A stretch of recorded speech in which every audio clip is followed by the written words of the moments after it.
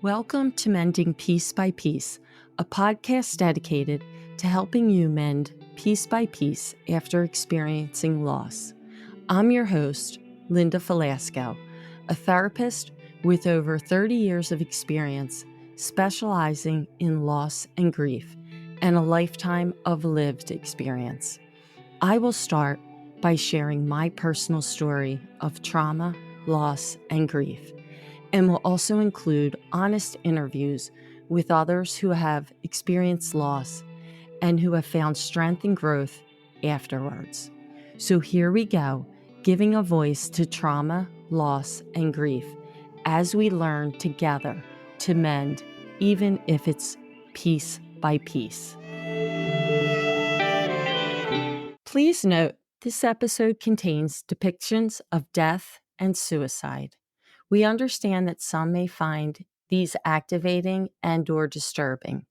Please check the show notes for more detailed descriptions and additional resources. If you or someone you love is struggling with thoughts of suicide, please call the Suicide Crisis Lifeline at 988. I ended the last episode with why and how basically some people may never get the real why or may not really be satisfied with their why. And for me, sharing everything that I shared definitely brought into question more whys and what ifs and did I miss something? And it was very emotional. And I share that to say it's almost 30 years later, and this stuff can come up and just smack you right in the face again, punch you in the gut, and leave you feeling absolutely helpless all over again. I don't stay there like I did before. Those listening who are going through this know that it really is like a wave. It's like the ocean, these waves that come in and out and in and out. And some are just bigger than others. Some you just float and you feel okay. And then others just like a tsunami just will knock you out and just suck you right out in the ocean. One thing to remember is that when that happens, you just have to be with those emotions. Don't try to run from them. Don't try to get busy. Don't try to ignore them or like everybody probably wants you to get over it. Stop talking about it. Stop thinking about it. You know what? Just be with it. It will pass. It's kind of like a riptide. They tell you don't try to swim against it. Don't panic. Just go with it. That's how I have to look at grief. And I encourage other people, you will move through it. You will float through it. But the only way, honestly, to keep going forward and to have this stuff not like keep you prisoner is you actually have to go right through it. You can't go under it. You can't go over it. You can't try to go around it, but you have to go right through it. And I continue to go right through it. So that was a pretty emotional episode for me. And I hope it helped some people. I hope it made some understand more what it's like for someone going through this loss. Today, we're going to talk about year 2, the year that no one tells you about. Losing someone to suicide can be an incredibly difficult experience. And that second year can bring up its own unique challenges to the grieving process. I have learned in my private practice and personally that second year definitely can be surprisingly more difficult for many people. And I say that surprisingly because I think our society believes like, again, you should be over it in like 2 weeks, but definitely in the second year, shouldn't we not be feeling so intensely? Shouldn't it slow down a little bit? But that has not been my experience, nor has it been in the experience of many people that I have talked to about their losses in counseling and in my work in the community. Year 2, specifically with traumatic losses, suicide loss, and I am seeing it with other losses. Year 2 is really difficult. During that first year, the shock and intense emotions might dominate, But as time passes, the reality of the loss becomes more apparent. Unfortunately, what happens the second year, like I said, after losing a loved one to suicide, it brings intensified feelings and challenges along with it. And many are caught off guard. I know I was. I want to give people some insights that might be helpful for you as you're walking through this part of your journey, or if you're supporting somebody who is in that phase of their grief. Hopefully, some of this might be helpful for you so that you could better understand them and you could offer them the comfort and support that they need. I do believe that most of us, unless we've been through it, really don't understand this, don't understand what that feels like, and understand what's happening to people in the second year and why are they acting like this? Why do they feel this way? So hopefully this stuff will help give you a better understanding. And for those going through it, no, you are not crazy. You are normal. And this is what the second year could look like. Reality starts to set in. That's what's happening that second year. In the first year after the loss, the shock and the numbness can often shield us from fully processing the reality of what's really happened. And I describe it to people as that first year, it's like a superpower in a way. We have this shield that wraps around us and kind of protects us from the intensity and the full reality of what actually has happened. I believe that, and this is just me, a belief. I believe that if we were able to absorb all of that, it might have just shocked our bodies so much we might not have survived. I just don't feel like our bodies, minds could have handled everything that goes with suicide loss and traumatic losses. So as that shield starts to go away, reality starts to set in, and the numbness and the shock start to kind of give way to deeper feelings of sadness, guilt, anger, and that deep longing for our loved ones. The reality of that loss becomes more pronounced, and the pain of the absence of them becomes more acute. I know for me, I really started feeling it that second year. I felt like part of it was like I was just kind of walking through. I keep saying like a zombie, but I was outside myself some of the time and just surviving, just trying to get through. So as that was wearing off and I started to notice and feel a little bit more of, hey, this is going on around me, I was also starting to notice and feel more what was actually going on inside of me.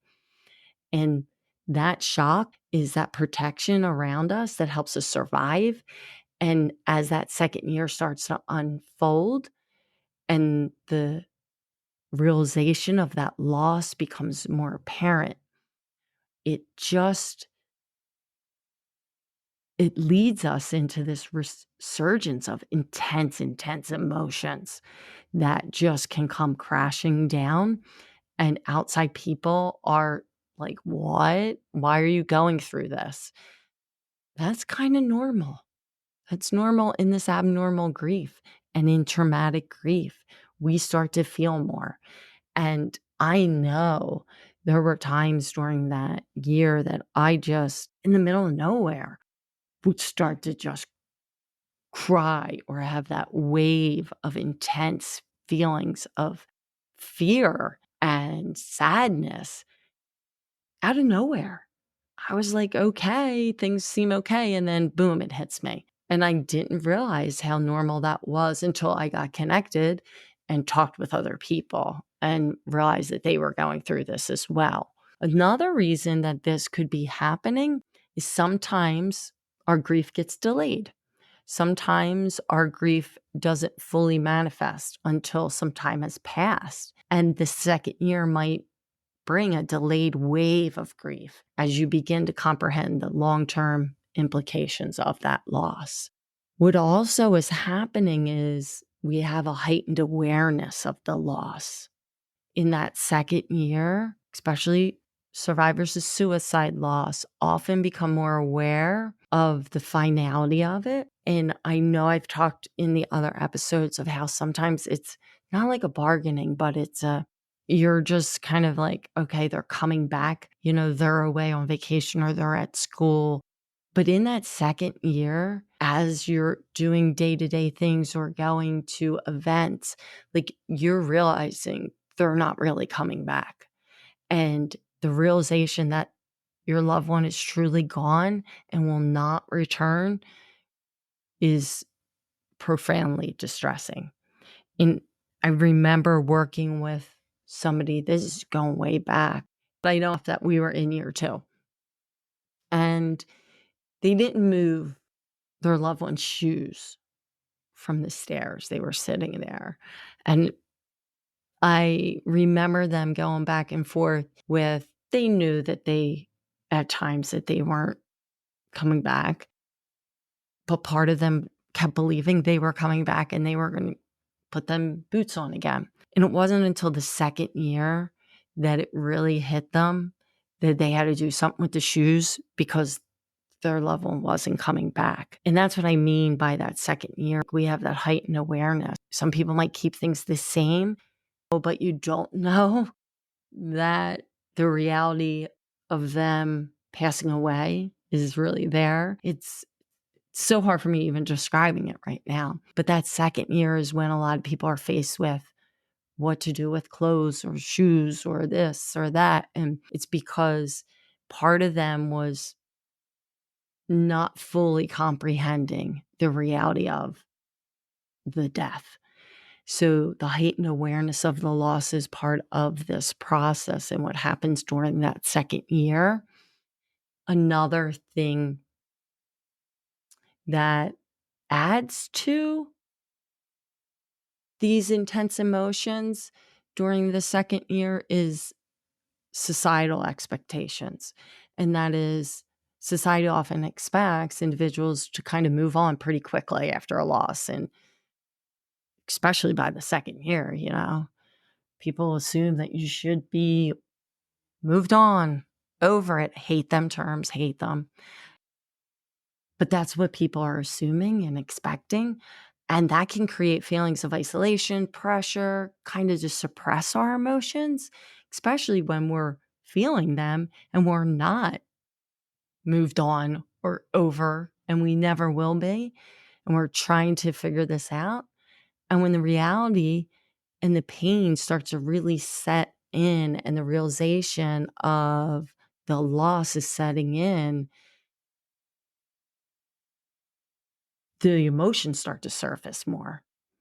And then we're battling with friends or family and work trying to tell us, hey, or expecting us to be further along in our journey. And that's not the reality of it, especially with traumatic loss.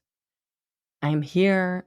I am telling you, the second year, you're going to feel it differently and more intensely. I wish I was wrong. But at the same time, you are also further along in a way of how you handle it.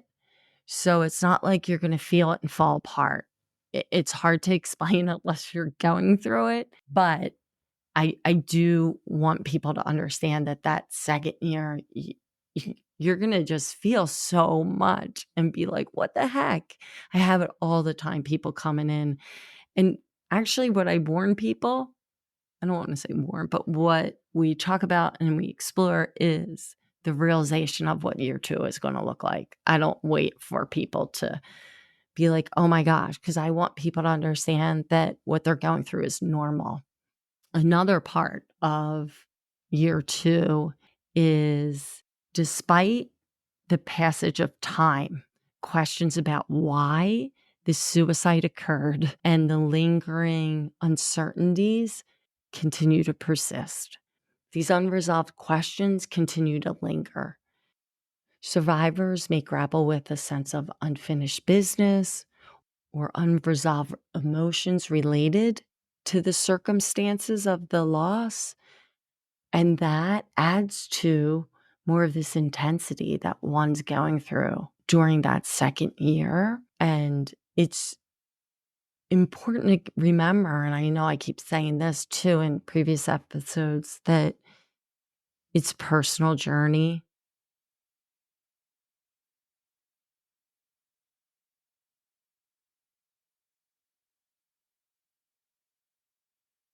I think it's important to remember that your journey is unique and that it's personal, and grieving is a personal journey, and it doesn't adhere to strict timeline here. It's not linear. There's not these certain steps you're going to go through. And that second year may bring up these intense waves of grief that feel different from that initial shock in that first year. And I encourage you to allow yourself just to feel it, allow these emotions to happen, and do not judge yourself. Do not be harsh. Just be compassionate and understand, okay, this is just where I'm at right now, because grief continues throughout your life. And year two, you need more compassion to understand that you're going to have ups and downs. And it's okay. It's okay.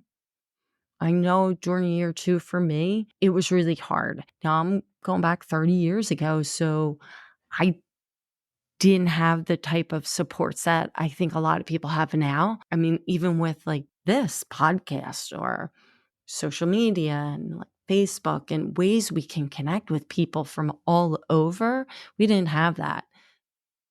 We didn't have cell phones. So we had regular phones.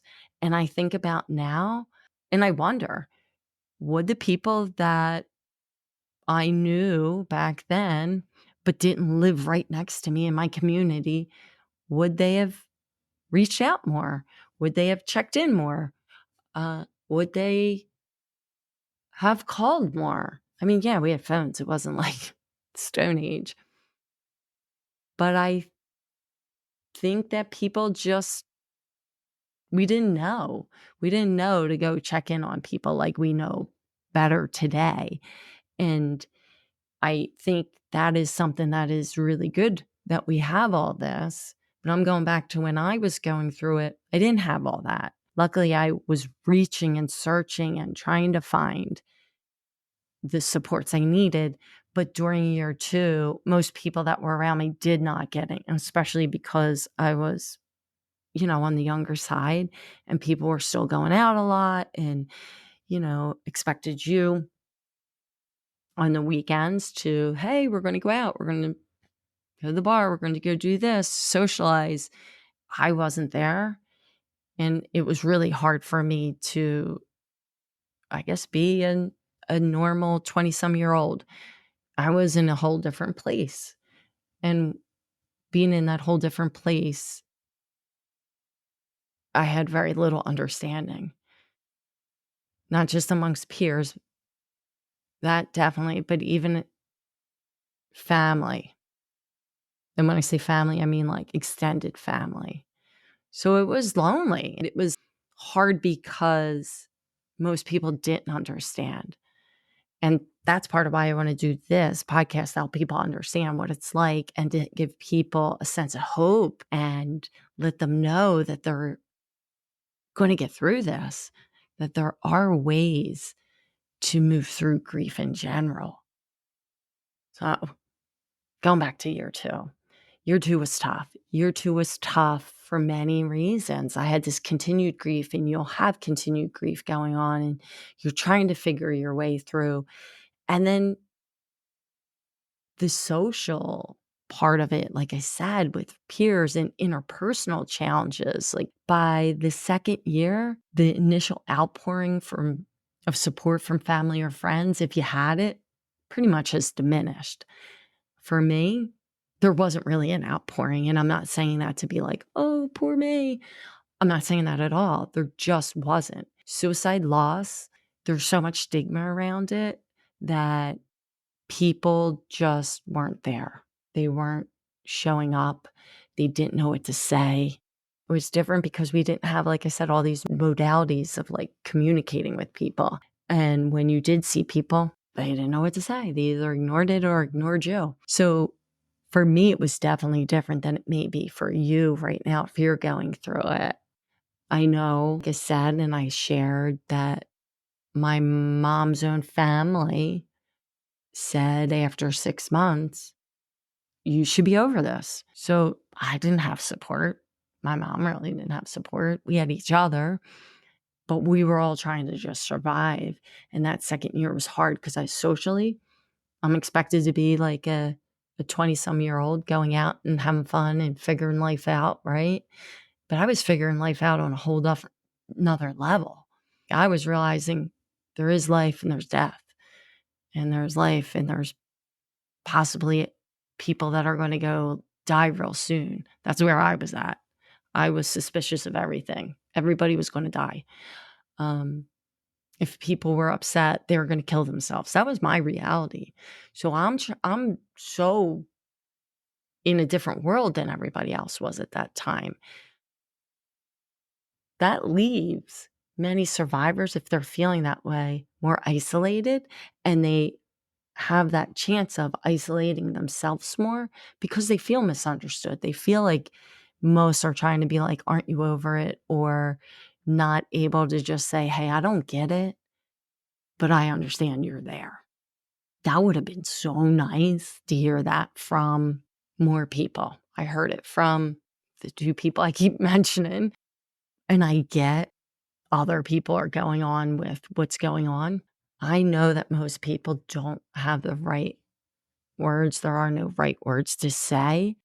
But if you have somebody that you know going through this, I would encourage you just to be more patient with them. Even just say, hey, I don't truly understand, but I've heard that this second year could be tough. Giving them some support would be so helpful because most of society expect the grieving individual to have moved on, which is going to compound these feelings of loneliness and alienation and adding stigma, things like that. So when you can support someone and let them know, hey, it's all right that you're feeling that, or just validating their feelings, it could help a lot for those going through it. You might need to educate those that are around you and let them know year 2 sucks. Year 2 sucks. I'm a mess. Or I'm having intense feelings. I can't sleep anymore. I'm having flashbacks, whatever it might be. Let people know because they don't know. And going back to where I was at 30 years ago, I was just trying to survive. And anyone who was listening, I was going to try to talk to. But truthfully, nobody wanted to listen unless it was in their face or they were going through it. So that's hard. It's really hard. But I do think we've progressed a lot. And I think that there's more supports out there. I do want to say as well is I think we get in our own heads too. That being said, I think that if I picked up the phone maybe and I called people, maybe they would have been there. I don't know. I don't remember. Maybe I did pick up the phone sometimes. But I'm encouraging you to do that. Pick up the phone. Share with people what's going on. You're going to know who's going to be there for you. Maybe they're just like, hey, I can't hear this today, but can I give you a call back?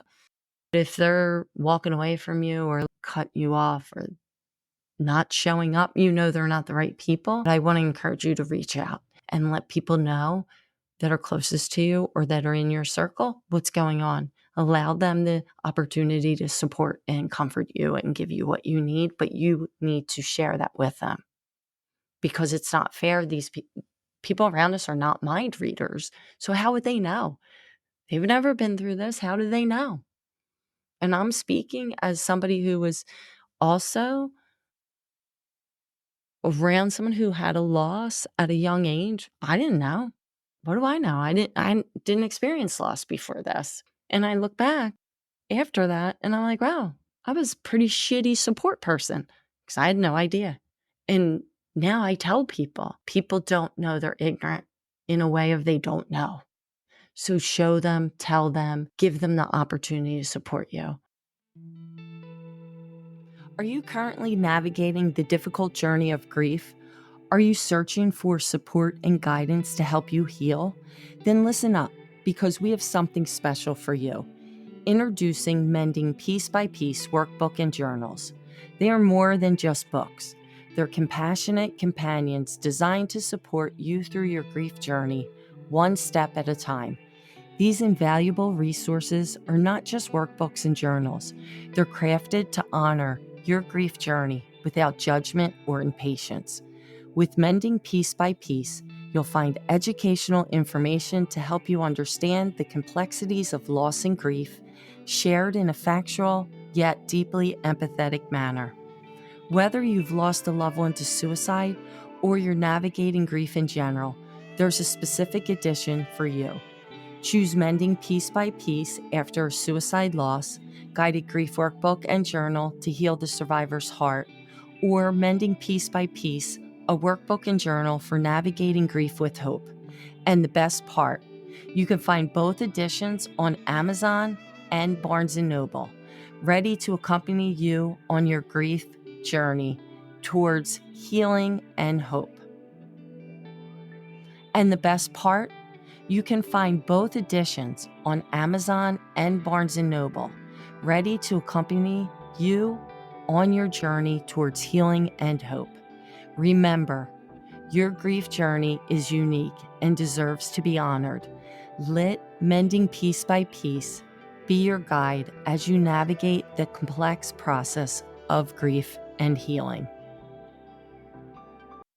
What we also start to recognize during this second year is not just with the support, but it's the relationships that we have with others in our lives. They start to change with our family and our friends and colleagues. We recognize that everything's different, and it's not just about support, but it's about these relationships that we've had with people. So in my own experience and working with other people who have lost loved ones to suicide, and actually in very other traumatic ways, they start to really notice in year 2 the relationship changes. And from my experience and from working with other people who've lost loved ones to suicide, many have shared, and I've recognized that during year 2 is when I really started to feel and recognize and know these relationships are now different.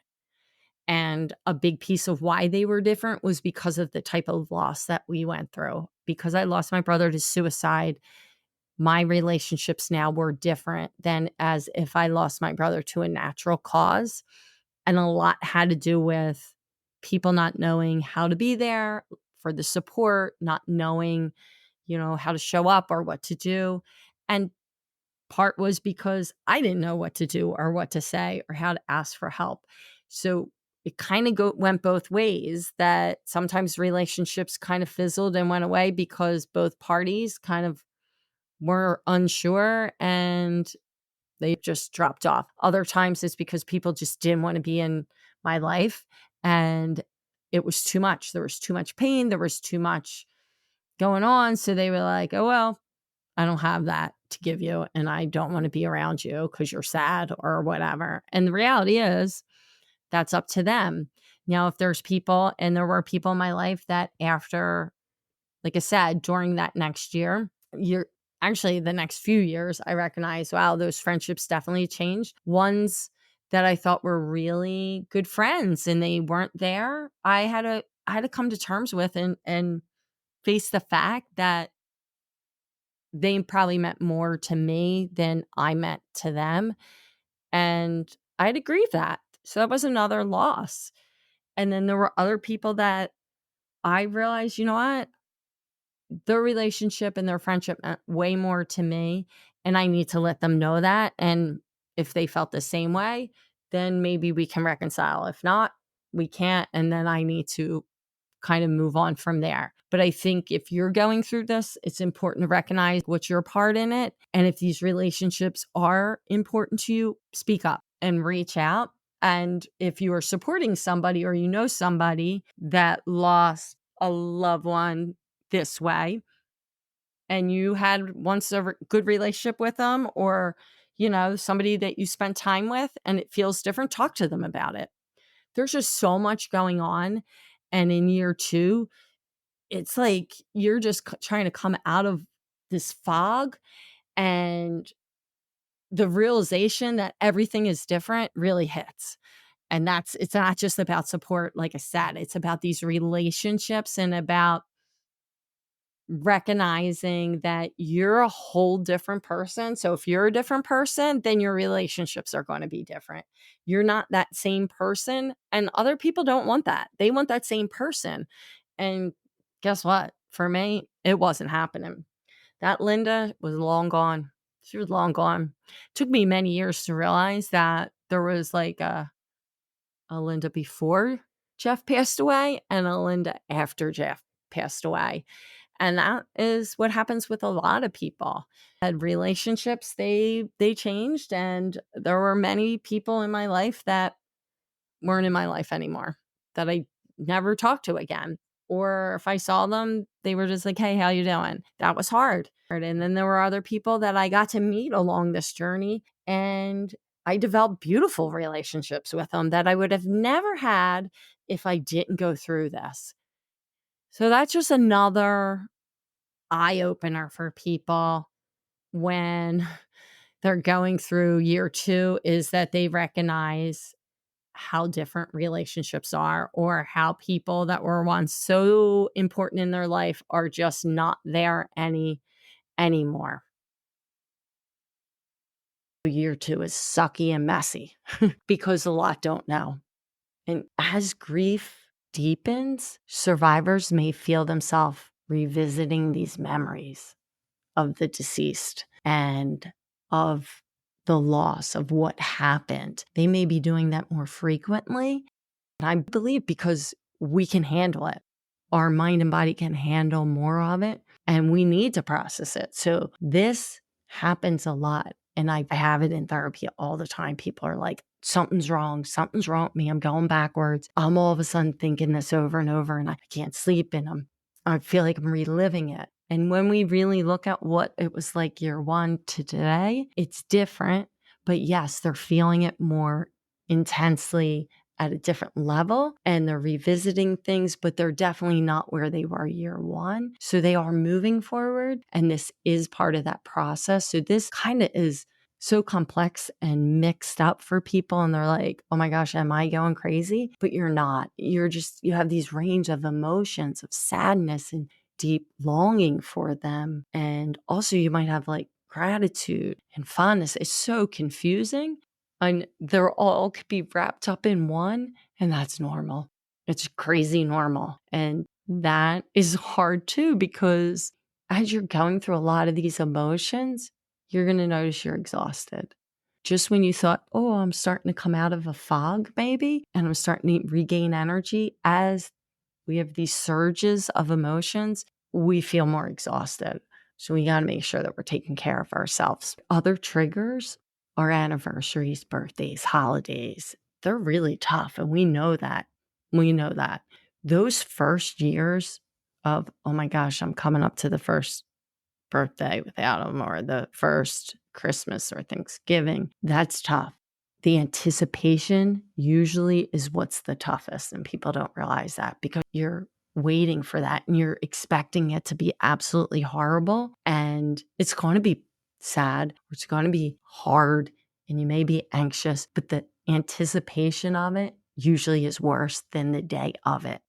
And the day of it could be really hard, but these days leading up to it usually are very, very hard. Going into year 2, people are surprised when they're like, wait, I went through the first year and I thought I would be better. Like, it doesn't matter that you already went through 1 year. Again, it's that the shield, the veil has been lifted, let's say, and now you can see and feel a lot more. And that's what happens during year 2. And it's really hard because you were just trying to get through them the first year. You were just trying to figure out, all right, how am I getting through that day, or what am I going to do? But now it's like no, what am I really going to do? How do I get through this day? Like, it's Christmas or it's Thanksgiving, Easter. What am I going to do? I can't just get through.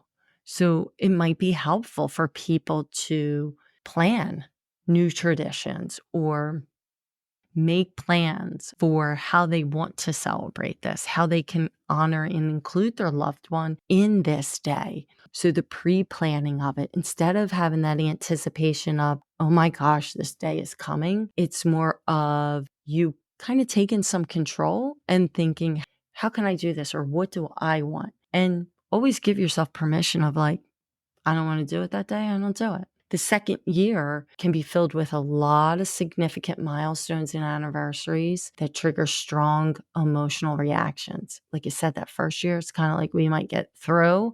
And then the second year, we really start to feel like on the birthday or the holiday or the anniversary of the loss itself can bring these waves of grief and longing for them. The first Christmas after losing my brother, I remember doing my shopping and I kept seeing people that I swore were him. Every store I went to, I kept seeing somebody that I swore was my brother. And I know it wasn't, obviously, because he was not there. But I kept thinking, why are you doing this? I would stare sometimes. And then when they would turn, like, they didn't really look like him, but I felt like I was seeing all these people that look like him. And it was made that first Christmas so hard to go out shopping. And I realized that inside I was yearning because I would be normally buying a gift for him as well. And I couldn't buy that gift. So what helped me was I decided to buy things that I would have bought him and then donated it. And that just helped me with that first year. So during the second year, I pre-planned how I was going to navigate through Christmas and how I could honor my brother and recognize that I'm grieving and I'm missing him, but how can I honor him in this instead of trying to avoid and dread it? I decided that I found an organization that I think was important to him, and I donated to that cause. And I found that to be helpful. And I encourage other people, find what's going to be helpful during these upcoming events. How do you want to spend that day? How do you want to honor your loved one if you want to honor them? Maybe on anniversaries. Do you want to have a mass? Do you want to have a get together with some people? Do you want to make their favorite meal? The more that you can plan ahead and decide what you want, it will help you through these days that are really hard because the anticipation tends to be much worse than the day of it. Day of it is hard, but I want you to get some sense of control and to realize, hey, when I pre-plan or I decide that this is a way I want to deal with it, it can help in managing the emotions a little bit easier. What also happens is in our second year, we may notice how we change in how we cope with loss. Some survivors may be more withdrawn and introspective and just like really in thinking about everything. Others may be seeking out more support or how to cope and are more like verbal about it or active with it. Some are doing therapy. Some are finding creative outlets. So we're noticing in that second year that shifts. But what we're also noticing is how the people around us or in our circle that also are going through, they're doing it differently. And that could be challenging. And it's important to understand that we don't grieve the same. So that one family member may be having their outlet this way, somebody else may be keeping it in, and both are okay. But that's hard because sometimes people just aren't talking about it. And I know that for a fact because in my family, we didn't really talk about a lot of that. We talked kind of around it. I should say I didn't talk about me, to be fair, because again, I was trying to make sure everybody else was okay. But at the same time, my year 2 was so different. I was trying to finish grad school. And at the same time, my younger brother, Michael, started going through a lot more. There was a lot of issues there. And I was desperately trying to do whatever I could to try to help and save him in a way. So I had a whole different dynamics at the same time going on, and that made life so much more challenging. And I realized, looking back, no wonder I didn't grieve right away. I mean, I was grieving, but I was also trying to take care of and help and try not to lose another brother is what I was trying to do. And that was really hard. I think year 2 for many people, they start to feel the physical effects of grief. And that's why self-care is so important. It really does take a toll on you emotionally, your mental well-being, as well as your physical well-being. And if we're not allowing that grief out and we're not finding ways to express it, we're going to get fatigue, insomnia, stomach issues, changes in our appetite. We emotionally heightened anxiety, the fear, the depression, and it gets more intense. I have seen, and I know for myself, I've seen in my practice as well as experience that second year, that anxiety has heightened. The fear of something bad happening and somebody else dying has increased for many. It's so strange. You would think it would go down, but it doesn't for a lot of people. It actually elevates, which when we're on that heightened awareness, it's taking a toll on us physically and on our nervous system. And most people don't know that. I wish I knew that back then. I wish I had therapists that knew about that. But then again, research really wasn't available like it is today. Like we didn't have as much knowledge as we do today. But it's so important to make sure that you're taking care of yourself that way. Internal conflict, that is definitely more pronounced in the second year for a lot of individuals with traumatic loss, including myself. You are definitely conflicted with that moving forward, and you may be out one night and you're having a good time, and boom, you realize, how dare you have a good time? You start to feel guilty. You feel like you need to leave and you should be home and you don't deserve to be feeling this way, or you must not really be grieving if you're out having a good time, or you're going to go out to this wedding, or you're going to accept this invitation. The internal conflict that goes on is real, and it becomes more intense for a lot of people because you're starting to feel and you're noticing more emotion, but you're also allowing yourself to experience some everyday life. And the guilt for doing that comes on people so heavy.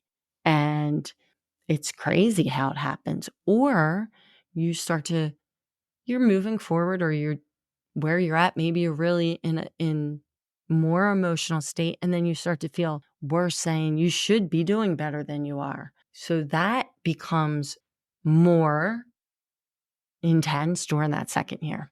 The woulda, coulda, shoulda, or not the woulda, coulda, shoulda. The guilt, the you should be coping better, or you shouldn't be doing X, Y, and Z because you're grieving. That internal conflict really, really does intensify.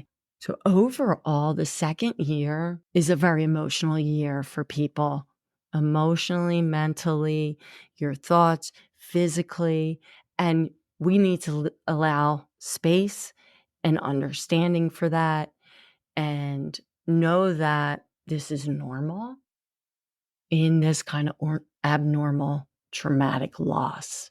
And that's something that no one tells us about. No one tells us year 2 totally sucks and you're going to feel a lot worse and it's not going to make any sense, but that's the reality of it.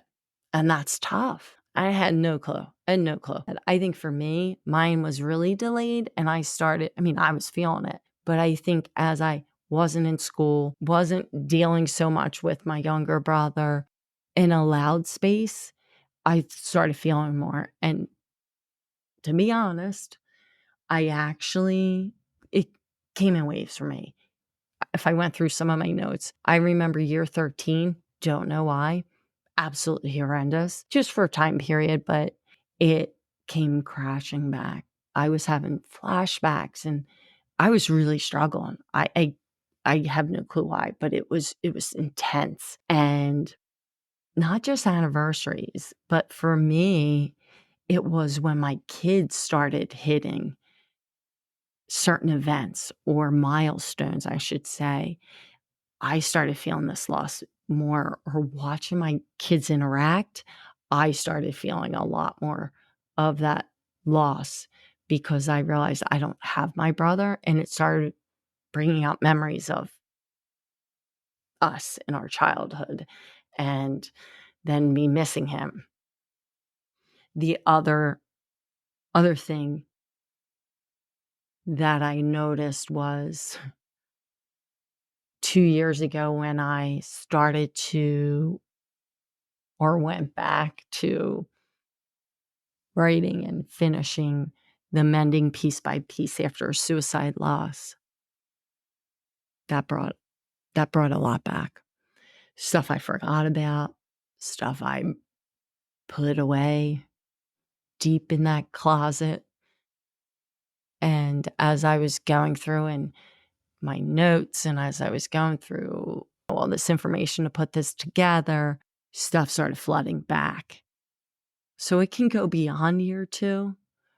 And what's important is recognize, acknowledge, allow, get yourself back in therapy. If you didn't go to therapy, go find a therapist. I mean, that's the stuff that I did. I definitely do things differently than I did then because I didn't allow as much as I did in my grief, and I was moving through. I still was trying to keep moving without fully allowing all these feelings to come out. And so they resurface and they look differently as I hit different milestones. And I recognize that now. I didn't understand it then. So maybe that's the difference. I have more of an understanding of what I'm going through and why I'm going through it. And I give myself the permission to go through it.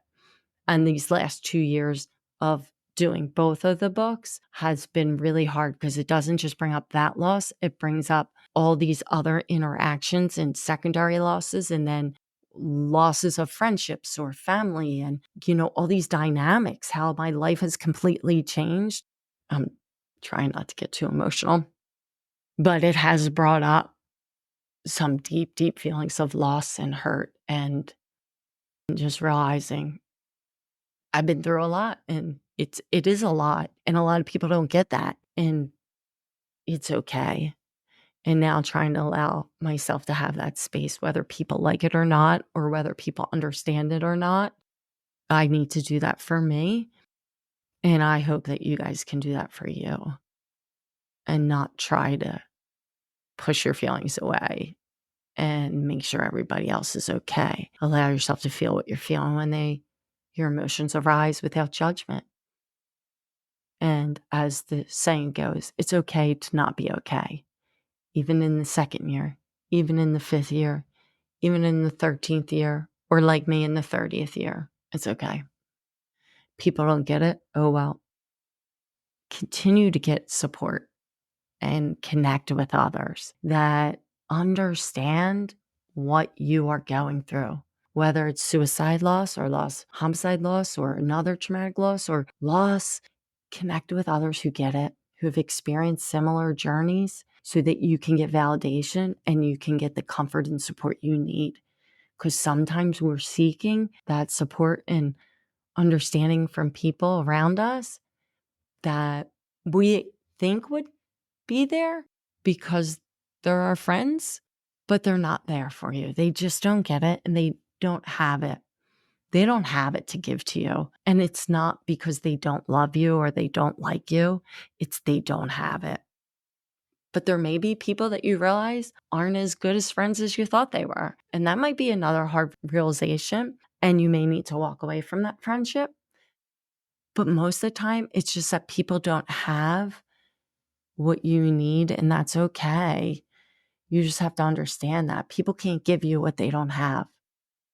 And if you can get that early on in your journey, you'll feel so much better, and you won't feel so isolated and alone and feeling like nobody loves you or cares. And giving yourself self-compassion, being patient and kind, and letting yourself have good days, letting yourself have bad days. That's so important throughout this whole journey, but definitely during year 2. I've said it before, I'm going to say it again, setting the boundaries. Don't feel pressured to do what people want you to do, or going out and doing, events that you're not ready for, there's no timeline. There's no timeline. People need to get that out of their head if they think there is. There's no timeline. Take all the time you need to heal at your own pace. That's what's important. For me, definitely during year 2 is when I think I was feeling so much pain, but I was trying to find ways to honor my memories and honor my loved one. I was really trying to find ways that I could remember Jeff, ways that I could speak his name, that I could just honor him, whether it was through rituals, whether it's creating a memory book, supporting a cause, like I said, that he cared about, whether it's sharing stories with loved ones.